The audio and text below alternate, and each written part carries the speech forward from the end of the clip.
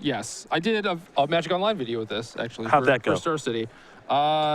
Might have gone 2-2, but it was my first time with the deck. I was trying Jace Vryn's Prodigy in the deck, which Justin does not have. Okay. And yeah, I mean, I made some mistakes. That's just going to happen. This deck's complicated, and it's kind of hard to go off with. It's also pretty fragile, too. You see Polluted Delta is where Maguire is going to start, so he's going to fall down to at least 19. We'll see if he goes lower than that, and he will search up his Steam Vents, so he's down to 17. We'll see what his first turn brings, but the goal is to Footsteps to the Goryo Protean Hawk, and then kind of explain the combo here. There's also Through the Breach, but yeah, so the Protean Hawk is going to die, and then you're going to search for a Body Double and a Viscera Seer. The Body Double is going to copy the Protean Hawk. You're going to sack that to the Viscera Seer. Trigger the Hulk again, go get Revelark and a Mog Fanatic, and then you can deal them one with the Mog Fanatic, sacrifice the Revelark, bring back the Body Double and the Mog Fanatic. Body Double now copies Revelark, and then you keep chaining that. So you keep dinging him for one with the Mog Fanatic. Yes. Okay. Well, David Houghton's going to take a look at Protean Hawk, and that means we are as well, because this is a confusing one. So Protean Hawk, the thing about this card is there's never anything fair involved. No. That's the thing about Protean Hawk. You know, we had so we're old.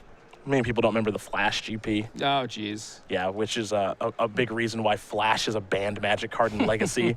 Because you just flash this thing into play and your opponent would die immediately. So every time you see Protean Hawk kind of looming, it's not because someone's interested in a 7-mana 6/6. I can promise you that much. And Justin Maguire is not interested in just having a 7-mana 6/6 on the battlefield either. He's looking to combo off with this. So kind of funny, yesterday we saw David on camera a few times, and his opponents had to read some of his cards, some of the older allies, and then David had to read the Protean Hawk. Just love it. Yeah. And Justin has a turn 3 kill rolled up with the Footsteps in his hand. Okay. And I don't think there's a great way for David to be able to interact with this. Yeah, what are you going to do, play Grizzly Bear? Hey, don't you talk about Ornery Survivalists like that. There it is. Don't forget your trigger. Yes, counter. David has not forgotten a trigger. That's probably true. Ally Mastermind. Maguire's going to sacrifice Polluted Delta. He's going to search up a land here. I think he's going to get a Steam Vent, and he will. And the only thing he doesn't have here, it looks, is black mana. Perhaps he has that in his hand already to be able to cast Footsteps to the Goryo. Yeah, it looked like his hand was Footsteps in all land. So. Okay. Does have his Swamp, has a copy of Gemstone Mine. Well, he's got the turn 3 kill rolled up. Here is Footsteps of the Goryo. David's going to read that.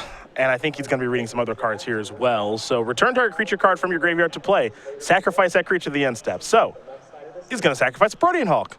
And now there will be a trigger. Be ready to bring up all these cards. You see him searching for Body Double and Viscera Seer, as you explained. So now David's going to read these. Yep. So Body Double's the big one here because Body Double's going to copy Protean Hawk. As Body Double comes into play, you can choose a creature card in the graveyard. Choose Protean Hawk. If you do, it becomes a copy of that. So he gets to search again. He's going to search up Revelark. And the Mog Fanatic's already in the graveyard. Yep. So when you search up Revelark, you get that. It's a 4/3 that can return creatures with power 2 or less, 2 of them. So I'm going to get back a Mog Fanatic. I'm going to get back my Body Double. Now, Viscera Seer is on the battlefield the entire time this is happening. So now the Body Double comes back. It copies the Revelark, correct? Correct. Okay, so now you've got a Body Double that's a Revelark. So now you have a Revelark and a Mog Fanatic on the battlefield. Take my Mog Fanatic, throw it at you. You take 1. Now sacrifice my Revelark. I'll sacrifice my Body Double that's a Revelark. Correct. Bring back my Body Double that's now in the graveyard as a 0/0. Correct. From the Revelark trigger. Correct. Get back my Body Double and my Mog Fanatic. I got my Viscera Seer on the battlefield. Rinse, repeat, you're dead. Yeah, you also get to scry a bunch, but whatever. Hey, we can't forget, don't forget your triggers. It's important. Justin Maguire on turn 3 is going to win here over David Houghton. Hulk Footsteps very quickly up a game over Allies.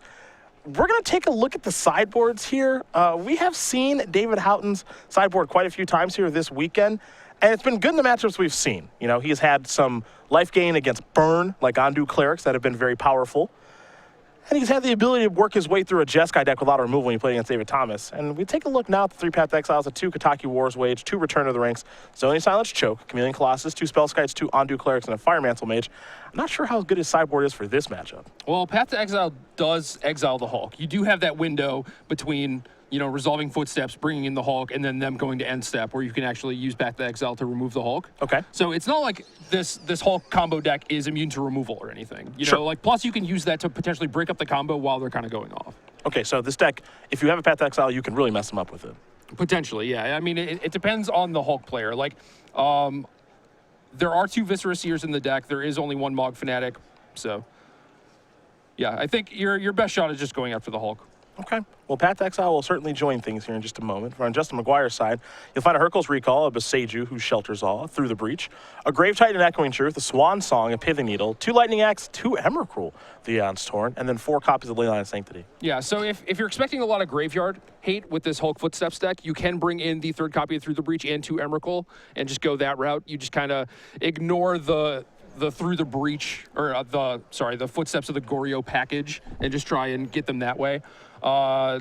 Grave Titan is also a very reasonable creature to Through the Breach. Make 4 zombies, hit them for 6. And then if he wants to bring in some stuff that is anti-graveyard hate, maybe he's fearing Rest in Peace, he can bring in something like Echoing Truth or Swan Song. All right, there are the options there for both players. Already getting ready to shuffle up and play game number 2. So we will talk very quickly about the Star City Games newsletter. It is your source for Magic the Gathering news. You can get the latest on the SCG Open Series.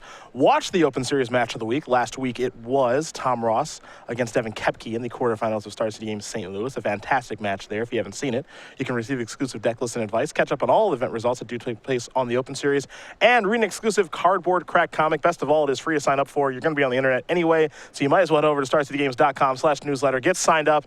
Enjoy the newsletter once a week and find out some more Magic news as we get ready here for game number 2 between Maguire and Houghton. So let's talk about this Hulk Footsteps deck, because in Modern, we just saw a turn 3 kill. This is supposed to be a turn 4 kill format, and we just saw a very simple turn 3 kill. Now, why doesn't this deck see more play? Why doesn't this deck work? Is its fail rate really high? Well, once you assemble the combo, the fail rate is kind of 0. Like you can get broken up by things like removal spells, but a lot of it is that it's kind of a 3-card combo. You either need a discard outlet plus the Hulk plus the Footsteps, or you need to get to 5 mana and cast Through the Breach and put in the Protean Hulk. And even then, you're still kind of vulnerable. So I think the reason why people might pick this deck up is because they can actually kill on turn 3. It has that potential. It's just not as solid as something like Splinter Twin. I think Maguire's going to take a mulligan here. Houghton will be keeping his opening hand and be on the play. He's looking for an aggressive start. We see a lot of combos here in Modern. People are always trying to break this format, and understandably so. We kind of saw this with the Griselbrand deck, Griselbrand as it is deemed. We've seen a lot of players try to break Goryo's Vengeance in a bevy of ways, and now you've got this Protean Hulk Footsteps of the Goryo deck, where all these cards are still kind of legal.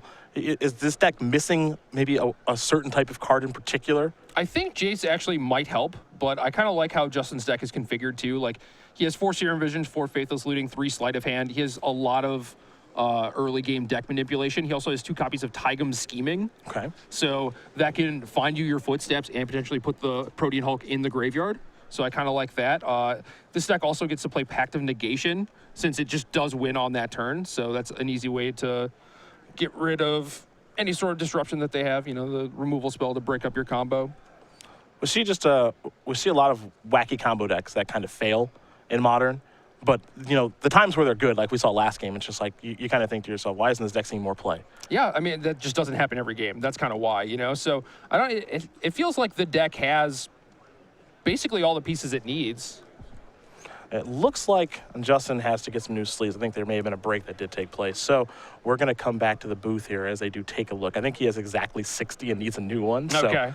So as they get that replaced, we'll come back to us, because why would you stare at that when you can stare at us, obviously. So Footsteps of the Goryo is the deck that we are watching right now, and it is kind of just falls under the kind of combo nature of Modern, where we see a format where some people believe that this format should be kind of a free-for-all. Yeah. Some people believe that. Unban everything. Yeah, let's just see what happens. You and I both played Net Pro Tour where everything was unbanned. I guess not everything was unbanned. There were some things that were banned. But it was kind of a free-for-all at the first Modern Pro Tour Philadelphia. So, in that instance, would you rather see the format that way, or would you kind of see the controlled nature of them trying to ban things as we go and maybe unban something and get it wrong, and kind of that nature that we have right now? Well, it depends what your goal is. So for me personally, I would probably not mind that. I've played high-powered extended formats and I had a lot of fun. But if we're talking about what's best for Magic and what, all these people out here want to be playing it and what they're going to have the most fun with, I feel like you need to have the games be interactive, at least give them 4 turns, come on. Sure. Like, 4 is not even a lot, right? It's I guess in the grand scope of things, 4 turns is not very many in Magic. But say that happens all the time where you play your Oran Reese Survivalist. You're like, I got a reasonable draw for my allies deck, and then you just die. That can be frustrating. That's not a lot of fun. That kind of invalidates a lot of decks, potential decks that people could play in the format. And I think Modern is in a good place right now where people are playing things like Merfolk, they're playing allies, and those decks have a reasonable chance to succeed. And I think that's a good place to be. You know, like you want the Magic players out there to be able to pick up some sort of deck that they will enjoy playing and just have a good time and have it be competitive. Well, it's interesting because at that Pro Tour, I think you were playing like the Nether Reliquary Arena deck, if memory serves, or no? I was not in an arena deck, but well, yes. Okay, well, you know what I mean. I do. I had one arena in my sideboard. Okay.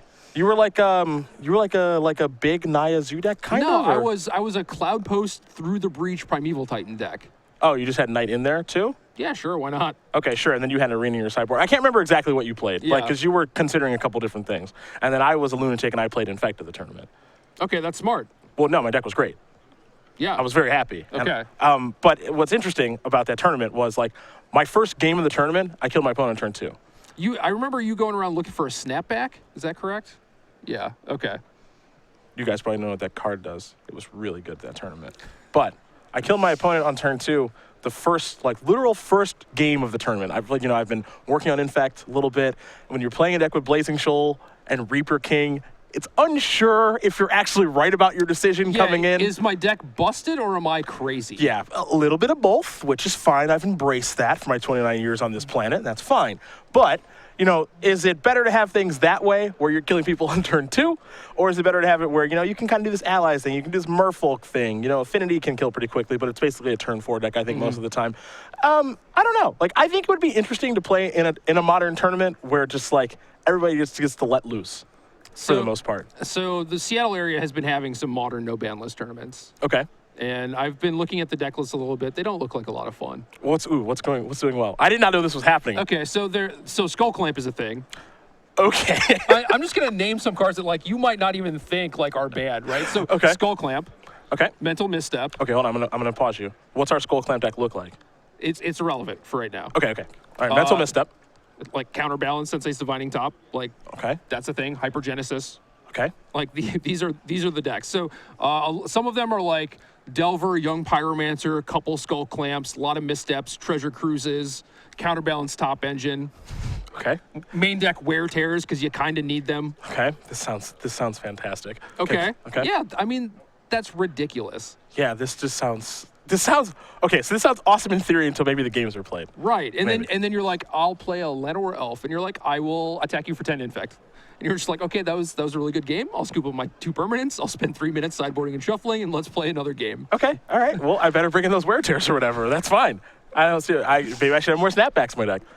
Who knows? I can counter your Blazing Shoal turn then. Maybe.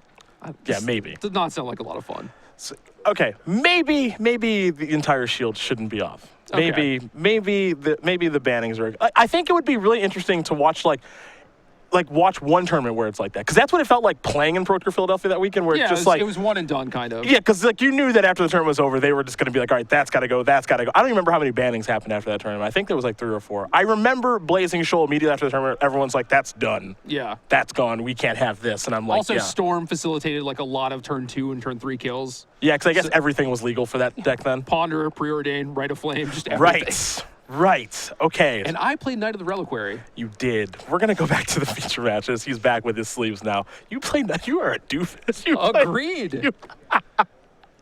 I may have played the most bad decks in Pro Tours out of anyone. Knight of the Reliquary. Well, I mean, the Cloud Post deck was actually very good. It was a very it was a very good deck. It was not a good deck for that tournament. Right. I mean, it's like you show up for a vintage tournament with this Cloud Post deck. It's in a vacuum. In maybe some formats, yeah, this deck would be great. But it was also the baseline for the format. It was all over Magic Online, and people knew that was the deck. So they're like, well, they can't beat my turn 2 kill Blazing Infect deck, or it can't beat my Rite of Flame Storm deck.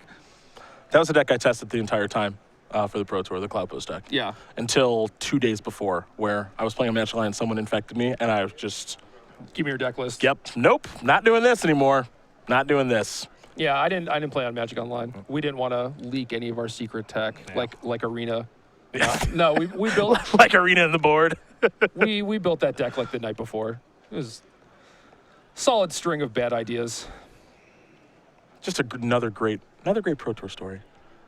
I made day 2. Hey, the night before failed to cash. The night before the Pro Tour is when all the bad things happen. Yes. That's when all the ideas just run wild.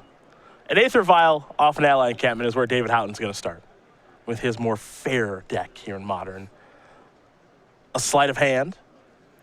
He's going to put a Serum Visions to the bottom. There is a Through the Breach. We could actually have, we could have a turn 3 here again. This is another turn 3 kill, assuming nothing bad happens. And he's got a Pentad Prism for turn 2 and a Through the Breach for Protean Hulk on turn 3. Attack you for 6 and then deal you infinite damage. Nice. Infinite +6. Temple Garden here for Houghton. So this matchup and these type of matchups, I think, is where Allies is at a weakness. Yeah, I mean, to be fair, David, if he was expecting this matchup, could have different sideboard cards. That's true. You know, he is just anticipating an entirely different field. Justin is not playing like the same format as him. Hot a Free Blade off the ally encampment. It'll be a 1/2. Maguire has land number 2. It's a Swamp. Pentad Prism number 1. And it'll come with a couple of counters. Pass the turn back. Houghton is going to put in an Expedition Envoy. You'll see Hot a Free Blade grow a little bit into a 2/3. Vials up to 2. And for Houghton, you're hoping he has a Path to Exile in hand. He's got another Expedition Envoy. That's going to bring Hot a Free Blade up to 3. This will be attack for 5. And the unfortunate thing here for David is, like, this is actually a very good start. There's nothing to be ashamed of about this start. And he's going to die in just a second. Viscerous here to the draw. Good thing he plays 2 of those. Yeah. So is there much to be scared of here? I mean, Aether Vial on 2 and an ally encampment. I don't think there's anything that David can really have outside of a Dismember, which is not in his deck. I don't think there's anything to be afraid of in this instance. Here is Through the Breach. See Houghton. Reading a lot of these cards, might be a little bit newer to the game, hasn't seen these cards as much as maybe you and I have. Well, these cards are also just very fringe. That's very true. You don't see Pentad Prism in every deck. Protean Hulk is going to die now because that's what Through the Breach says, so he has to sacrifice at the end step, which is convenient because that's exactly what you want to do. So it's time to go through the deck again. Let's go get a Viscerous here and a Body Double. How about a Body Double copies of Protean Hulk? How about you sack it? Forget the Scry, who cares? Revelark. No, the Scries are all in the stack. Yeah, fair enough. Log Fanatic. Let's do this again. We're all done here. Justin Maguire is going to win this match over David Houghton.